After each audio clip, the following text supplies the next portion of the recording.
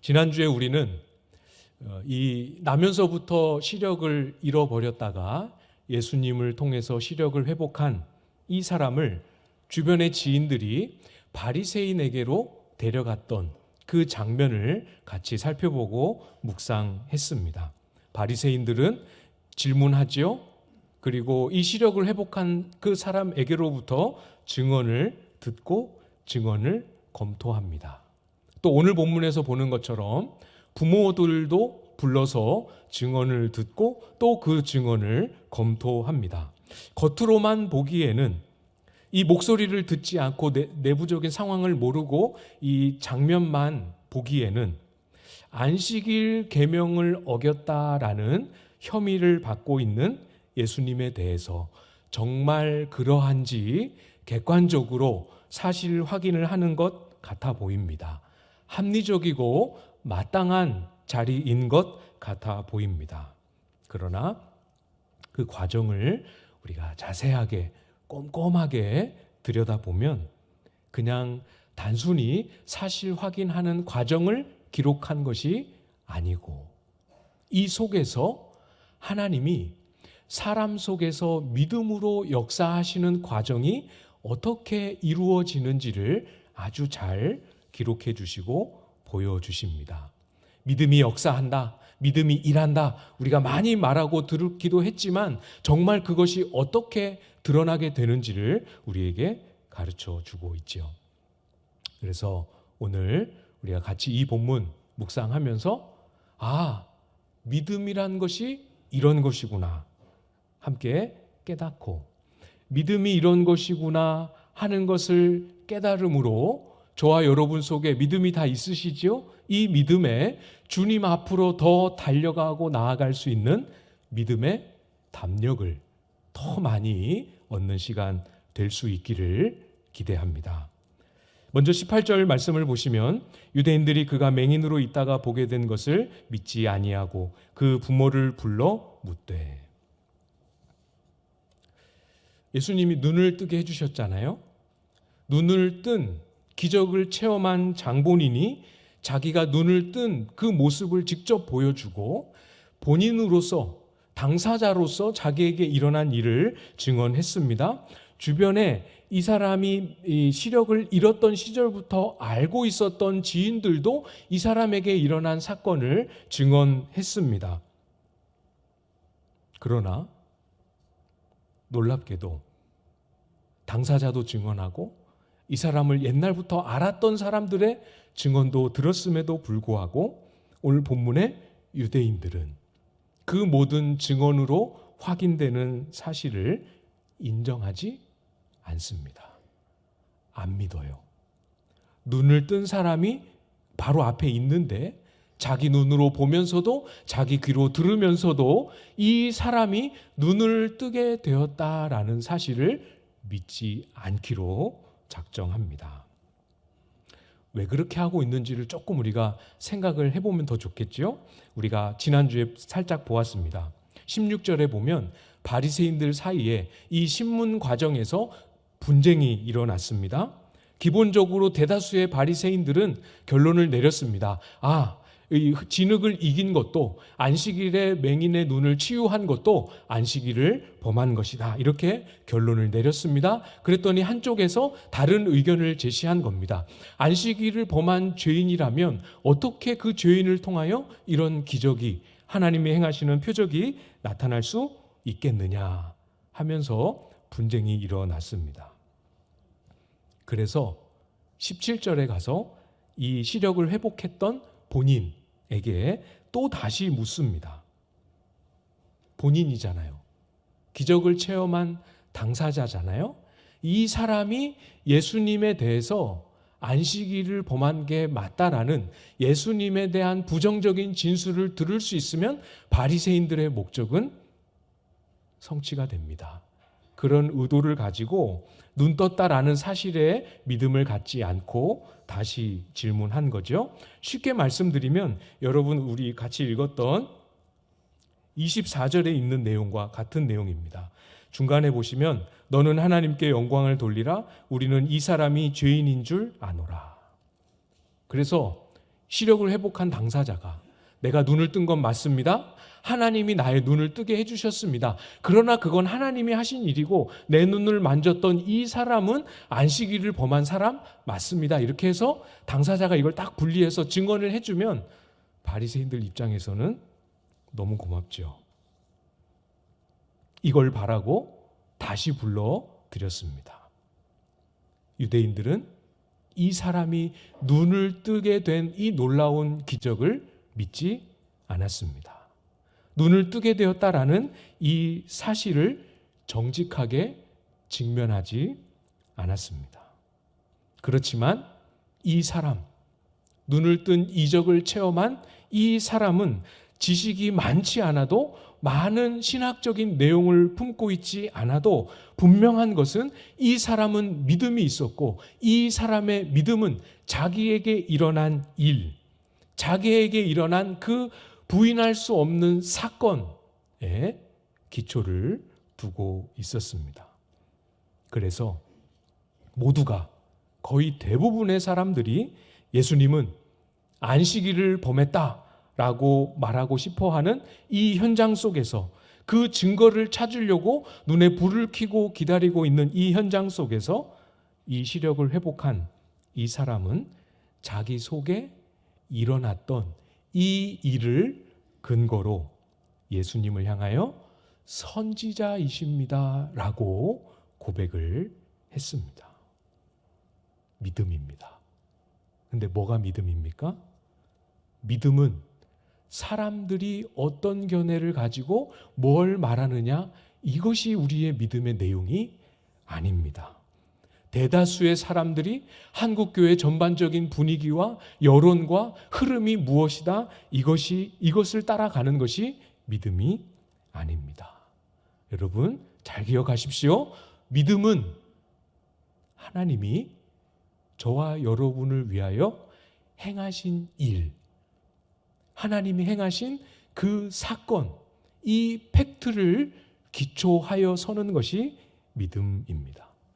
하나님이 행하신 일, 사건을 기초할 뿐만 아니라 그 사건을 진실로, 정말 사실로 받아들이고 세상이 다 그것을 부정하고 세상이 다 그것을 아니라고 말해도 그 사건을, 하나님이 행하신 그 일을 딱 붙잡고 놓지 않는 것, 이것이 믿음이지요.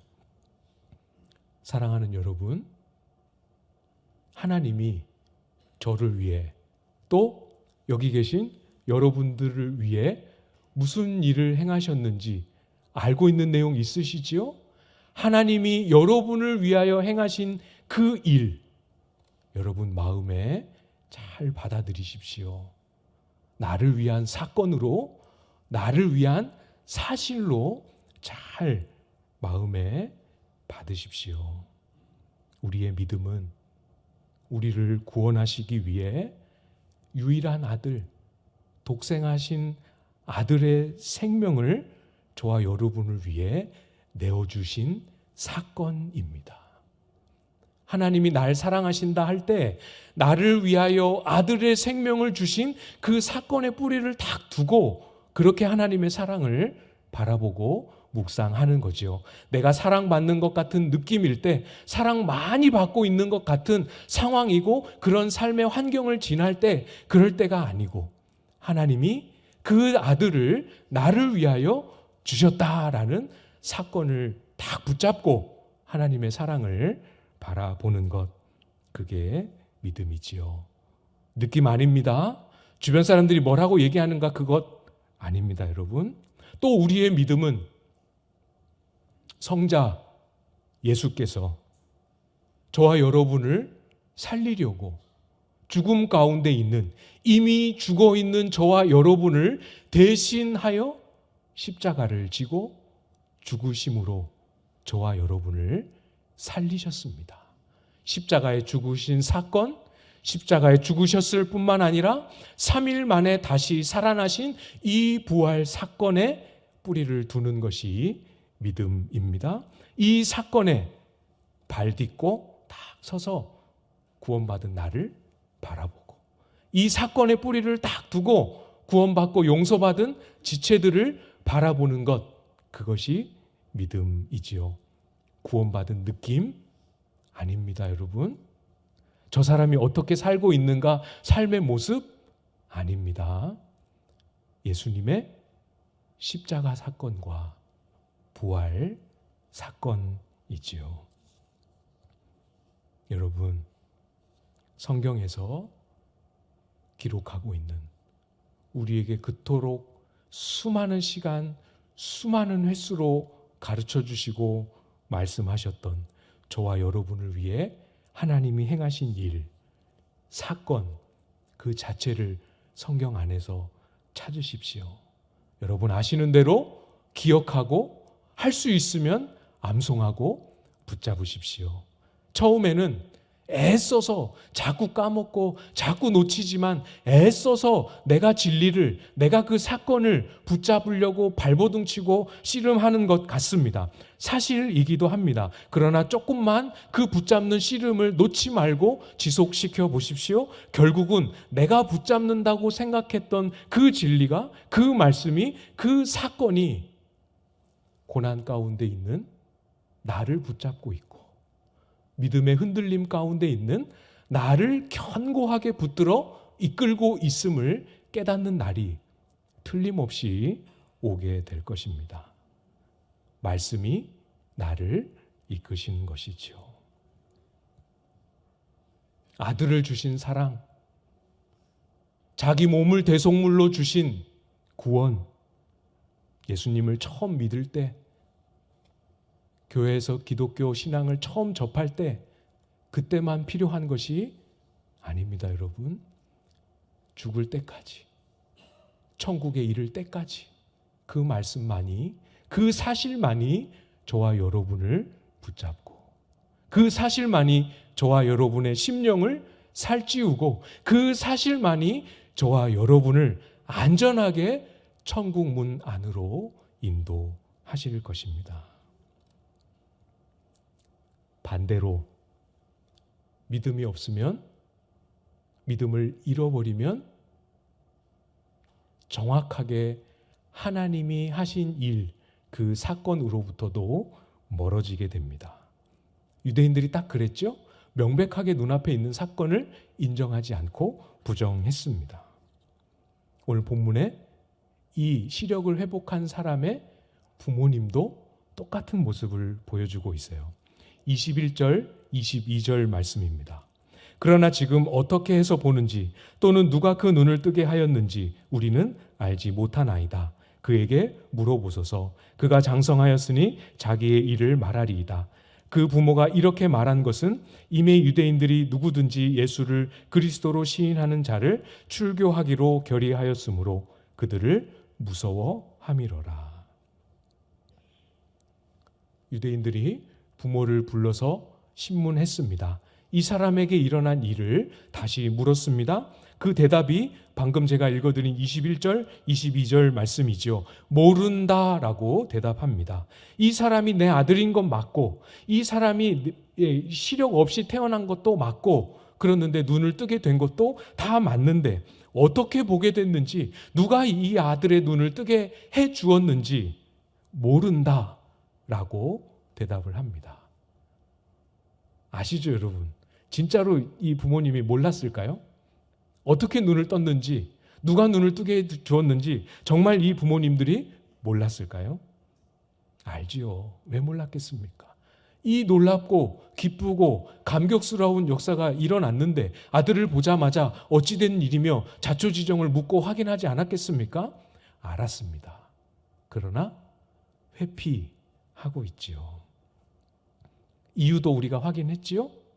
예수를 그리스도라고 시인하는 사람들은 우리가 출교하자, 출교라는 말은 그냥 이렇게 그 종교를 못 믿게 하는 정도가 아니라 유대 사회에서 모든 사회적, 종교적 지위를 박탈하고 추방당하는 겁니다. 이 출교를, 이 추방을 두려워했기 때문이죠.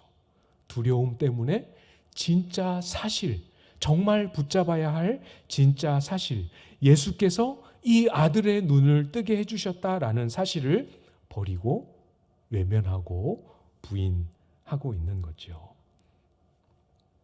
여기서 부모님의 마음을 한번 잠시 묵상해 볼까요? 눈을 뜬 건 부정하지 않습니다. 부정하지 않는 정도가 아니라 눈을 뜨게 되었다는 사실이 얼마나 기쁘고 좋았겠습니까? 그러나 눈을 뜨게 된 건 너무 좋지만 눈을 뜨는 그런 종류의 기적은, 이적은 너무너무 좋지만, 그러나 눈을 뜨게 해주신 그분으로 인해서 발생하는 어려움이나 희생을 감수하는 것은 원하지 않습니다. 그걸 원하지 않는다고 해서 눈 뜨게 된 것까지도 다 거부하지는 또 않아요. 나는 이 사람의 눈을 뜨게 해주시는 그분을 따르지 않겠으니 이 눈을 다시 감기게 해주십시오. 이런 마음의 소원을 품지 않습니다. 눈을 뜨게 해준 건 너무 좋지만 그분을 따르고 그분의 명령을 순복하는 건 싫습니다. 이런 마음이 크고 작고 여러 가지 다양한 모습으로 우리 속에도 있지요. 그 마음이 저와 여러분으로 하여금 십자가 사건과 부활 사건에 우리의 믿음이 견실하게 뿌리 내리지 못하도록 방해합니다. 믿음이 흔들린다라는 것은 이 사건으로부터 우리의 마음이 멀어지기 시작했다라는 거죠. 이 일을 행하시는 분이 그분이라는 사실은 버리고 그분이 행하신 그 일의 유익만 얻고 싶어 하는 마음. 복음서에 보면 예수님을 찾아왔던 사람 중에 부자 청년 혹은 관원이라는 이름으로 찾아왔던 사람 혹시 생각나십니까? 영생에 관심이 많고 영생을 얻기 위하여 영생에 관한 질문을 예수님께 드리며 찾아왔지만 영생의 길을 예수님이 말씀하실 때 예수님을 믿고 싶어 하지는 않았던, 영생에 관심은 많지만 예수님을 따르고 싶어 하지는 않았던 부자 청년과 똑같은 마음이지요. 우리에게도 그 비슷한 마음이 조금씩 숨어 있지 않습니까? 예수님으로 인하여 복 받는 건 좋고 예수님 믿고 천국 가는 것도 좋고 예수님이 나를 위해서 이렇게 해주시고 저렇게 응답해 주시는 것 너무 좋지만 예수님이 내 삶에 깊이 오셔서 이거 해라 저거 하지 말라 간섭하시는 것은 싫고 예수님의 명령에 순종하기 위해 애쓰는 것은 부담스럽고 예수님의 이름을 위하여 고난과 희생을 감수하는 건 더더욱 원치 않는 그런 마음이 우리 속에도 다양한 방식과 모양으로 존재하고 있지요. 목사님이 내 마음을 어떻게 그렇게 잘 알고 하는 찔림이 있으십니까? 괜찮습니다. 다시 예수의 사건으로 가면 됩니다. 믿음이 흔들린다는 건 그 사건으로부터 멀어졌다는 뜻이다 말씀드렸죠. 예수님의 십자가 사건으로, 예수님의 부활 사건 앞으로 다시 나아가시면 됩니다. 여러분 잘 생각해 보십시오. 우리의 믿음이 흔들리는 순간을 잘 생각해 보십시오. 예수께서 이미 저와 여러분에게 자기 생명을 주심으로, 목숨을 주심으로, 그 생명을 십자가에 매다심으로 저와 여러분에게 예수님은 모든 것을 다 주셨습니다. 맞습니까? 주님은 저와 여러분에게 모든 것을 다 주셨습니다. 이게 사실이고 이게 팩트이고 이게 저와 여러분에게 일어난 사건인데 너무 자주 이 사건을 놓칩니다. 안 붙잡습니다. 놀랍게도 이 유대인들처럼 놀랍게도 그 사실을 놓치고 주님이 행하신 일, 주님이 주신 은혜는 놓치고 안 붙잡고 주님 때문에 잃어버린 건 잘 붙잡습니다. 나에게 없는 거, 나에게 손해가 난 거, 내가 잃어버린 것은 잘 붙잡습니다. 여러분, 괜찮다고 말씀드렸죠? 다시 돌아갑시다. 오늘 본문에 그 사람이나 우리가 가야 할 믿음의 길, 딱 한 길뿐입니다. 예수의 십자가 사건 앞에 서는 것, 예수의 부활 사건 앞에 서는 것, 이거 딱 한 길입니다. 이것만이 저와 여러분이 믿음 안에서 세상을 이기며 살 수 있는 유일한 길이지요. 어떻게 이게 우리를 살립니까? 예수님은 이미 다 영접했는데 그 내용은 다 알고 있는데도 넘어지는 삶을 경험하는데 어떻게 그것이 우리를 살립니까? 25절 말씀을 여러분이 한번 읽어주시겠습니까? 25절 시작.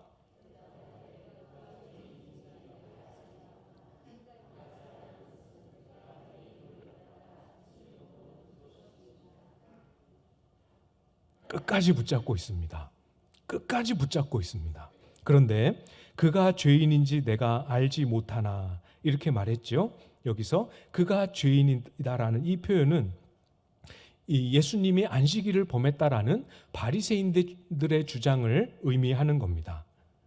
그가 죄인인지 내가 알지 못하나라는 말은 진짜로 모른다라는 뜻이 아니고 완곡하게 바리새인들의 주장을 부정하는 거죠. 당신들 말대로 그분이 정말 죄인이라고 해봅시다 라고 하면서 자기의 믿음의 내용을 펼쳐가고 있는 겁니다. 이 사람의 믿음에는 두려움이 없습니다.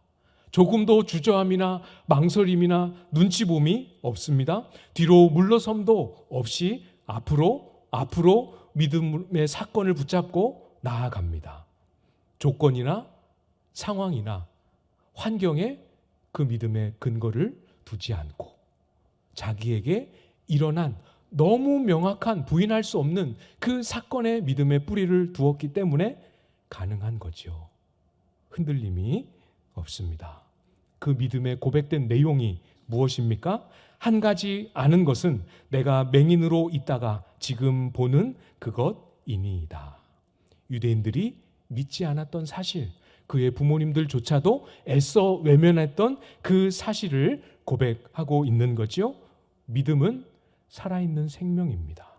처음은 이 사람도 자기에게 일어난 일, 내가 맹인으로 있다가 시력이 없었다가 앞을 보게 된 이 사건을 믿음의 내용으로 표현합니다. 그러나 이 믿음이 점차로 살아있는 능력이 되어서 이 사람 속에 역사하고 이 사람 속에 눈을 더 뜨게 하고 이 사람 속에서 결국은 진리가 다스리고 진리가 충만하게 역사하는 새로운 세계를 보게 합니다. 믿음이 또 다른 믿음의 눈을 열고 있습니다. 놀랍죠? 믿음이 우리를 믿음으로 데려갑니다.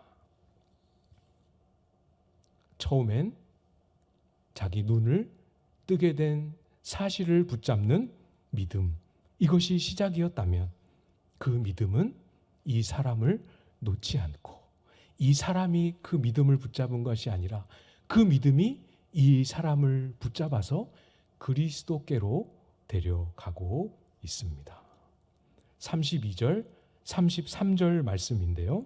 창세 이후로 맹인으로 난 자의 눈을 뜨게 하였다 함을 듣지 못하였으니 이 사람이 하나님께로부터 오지 아니하였으면 아무 일도 할 수 없으리이다.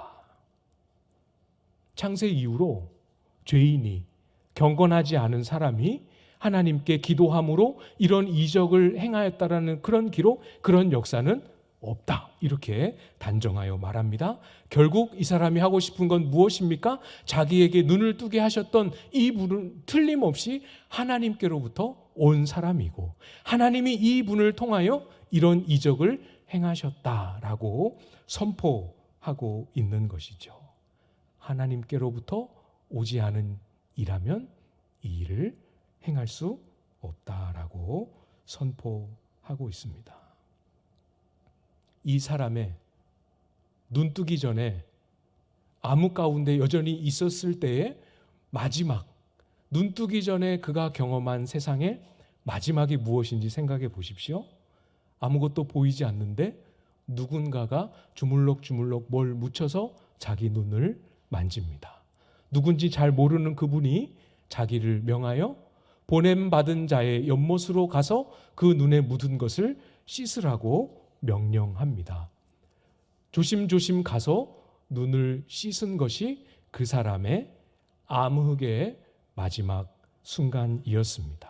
그리고 자기 눈을 만지작 하셨던 그분, 누군진 잘 모르지만 실로암 목가에 가서 눈을 씻으라고 말씀하셨던 그분이 하나님이심을, 하나님께서 보내신 이 이심을 이제야 비로소 깨닫게 되는 거지요. 여러분, 눈을 뜬 건 못지않게 자기의 눈을 만져주신 그분이 누군지를 깨닫는 깊은 감격과 은혜를 누리고 있는 것이죠. 여러분의 능력으로 하는 게 아닙니다. 이 사람의 능력도 저의 능력도 아닙니다. 오직, 아시죠? 오직 의인은, 하나님을 기쁘시게 하는 의인은 믿음으로 산다 말씀하셨습니다. 이 믿음이 저를 보다 더 성숙한 목회자로 빚어갈 것입니다. 이 믿음이 여러분을 보다 더 주님을 기쁘시게 하는 성도로 틀림없이 빚어갈 것입니다. 이 고백 때문에 결국 이 사람은 쫓겨났습니다. 본문에는 쫓아냈다 이렇게 기록하고 있지만 출교를 당한 것이지요. 얼마나 속상했겠습니까? 얼마나 아팠겠습니까? 여러분, 그러나 놀라운 것은 쫓겨난 후에 주님이 그 사람을 찾아가십니다. 네가 인자를 믿겠느냐 물어보십니다. 너무너무 믿고 싶습니다. 도대체 그분이 누구십니까? 이렇게 물어봅니다. 자기의 눈을 떠서 그분을 보고 있지만 그분이 그분인 걸 알아보지 못하고 너무 믿고 싶은데 그분이 누군지 알려만 주십시오. 뭐라고 주님이 말씀하셨습니까?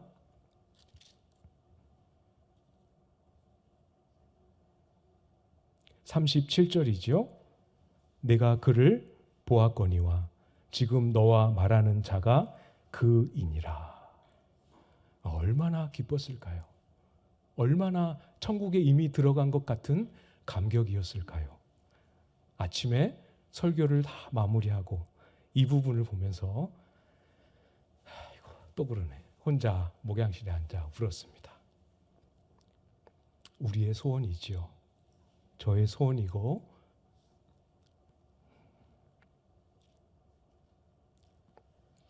여러분의 소원 아닙니까? 38절입니다. 이르되 주여 내가 믿나이다 하고 절하는지라. 여러분, 수십 년의 세월을 앞을 보지 못하는 일생으로 살았지만 사랑하는 가족과 공동체에서 쫓겨났지만 이 사람은 예수 그리스도를 만나 천국에 들어갔습니다. 이 은혜가 우리에게 이루신 사건을 붙잡을 때 그 사건이 저와 여러분을 붙잡아 주심으로 이 땅을 사는 고단하고 힘겨운 걸음 속에 주여 내가 믿나이다 하고 주님 앞에 절하는 천국을 경험하는 저와 여러분들 다 되실 수 있기를 주님의 이름으로 축복합니다.